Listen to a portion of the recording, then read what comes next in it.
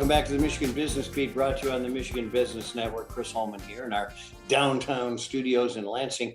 We're going to run across town. We are going to stay in the area, however, spend a little time here with Cindy Kangas, Executive Director of the Capital Area Manufacturing Council. And Cindy, it's great to have you with us. Still pretty new on the job. How long have you been there? Not quite 6 months, but I'm loving every minute of it. I bet you are. Well, you have an enthusiasm for everything you do. Let's talk a little bit about your career getting you here, because by way of talking about Capital Area Manufacturing, this is also an introduction of you. Okay, well, the Capital Area Manufacturing Council is a 501c6. It's a membership group.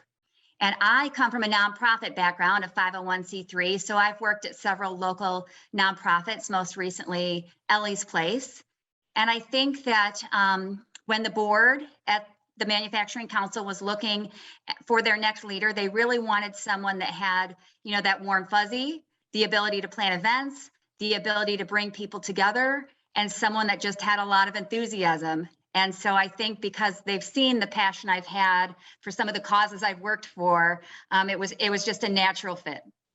Well, you know, there's no doubt about it that you have all those attributes, and I've seen them in several different positions. But the fire you brought pretty quickly. Let's talk a little bit about Capital Area Manufacturing Council and what they do and who all the membership is, not by name but types. So we came out from under the umbrella of the Capital Area Michigan Works. They started 3 very special focus groups, 10-ish years ago. And then the hope was that they would always be financially independent and able to kind of sustain on them by themselves. And about 3 years ago, we came out from the umbrella of the Capital Area Michigan Works, but they're still partnered with us. And we cover Ingham, Eaton, Clinton, Livingston, and Shiawassee counties.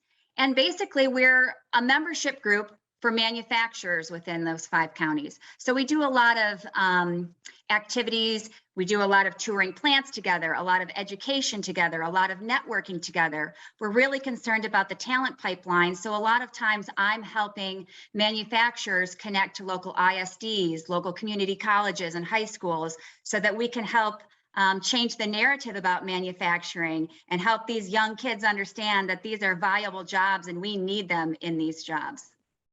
You know, it's kind of interesting, and maybe you don't even know the story, but 20 some years ago, Doug Stites and I, who was the director of the Capital Area Michigan Works at the time, met for lunch, and he showed me some startling statistics that manufacturing was going to have a real problem with the number of people in about 15 years from the time of that study.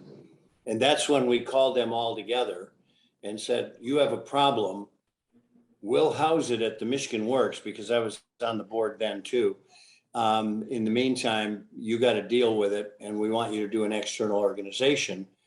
And they put that together, but we housed it and we supplied the director for many, many years. So I have a close affiliation with this group and what it has become, which has been a very good one.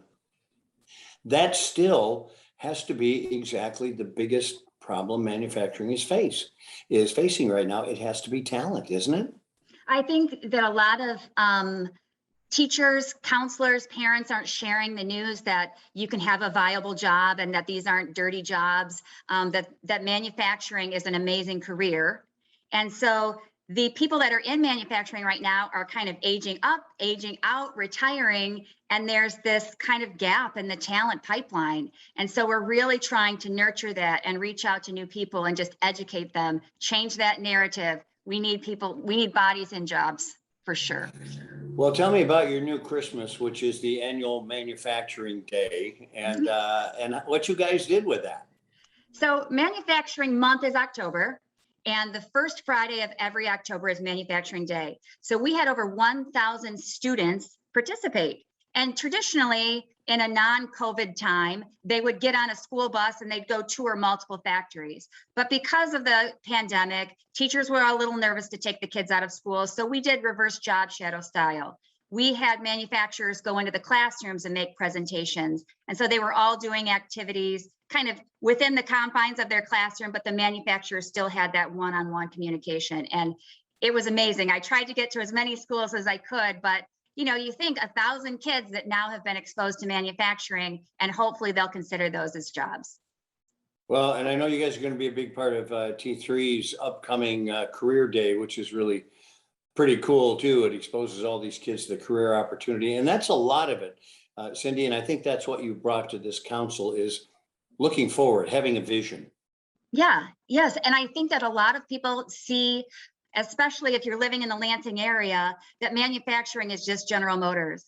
And it's so broad. There are so many amazing manufacturers doing so many different things, just from the traditional assembly line, even to the science-based and more technical manufacturing. It's broad and it's out there, and these companies are amazing.